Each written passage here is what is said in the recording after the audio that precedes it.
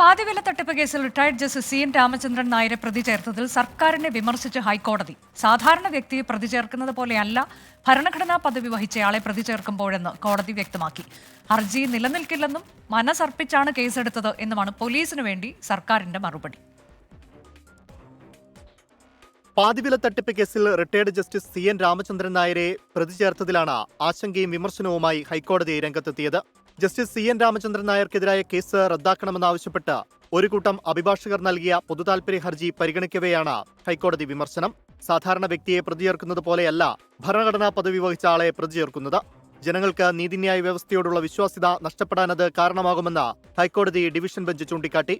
അതേസമയം ഹർജി നിലനിൽക്കില്ലെന്നായിരുന്നു സർക്കാരിന്റെ വാദം. മനസ്സർപ്പിച്ചു തന്നെയാണ് കേസെടുത്തതെന്ന് പോലീസിനു വേണ്ടി സർക്കാർ മറുപടി നൽകി. സർക്കാരിന്റെ വിശദീകരണം തേടിയ കോടതി ഹർജി അടുത്ത ചൊവ്വാഴ്ച പരിഗണിക്കാനായി മാറ്റി. പോലീസിന്റെ അധികാര ദുർവിനിയോഗത്തിന്റെ ഭാഗമായാണ് റിട്ടയർഡ് ജസ്റ്റിസ് രാമചന്ദ്രൻ നായർക്കെതിരായ കേസെന്നും ജുഡീഷ്യറിയിലുള്ള വിശ്വാസം തകർക്കാനുള്ള ഗൂഢശ്രമമാണ് ഇതിന് പിന്നിലെന്നും ഹർജിക്കാർ വാദിച്ചു. പാതിവില തട്ടിപ്പ് കേസിൽ പെരിന്തൽമണ്ണ പോലീസാണ് റിട്ടയർഡ് ജസ്റ്റിസ് CN രാമചന്ദ്രൻ നായരെ മൂന്നാം പ്രതിയാക്കി കേസെടുത്തത്. 24 കൊച്ചി.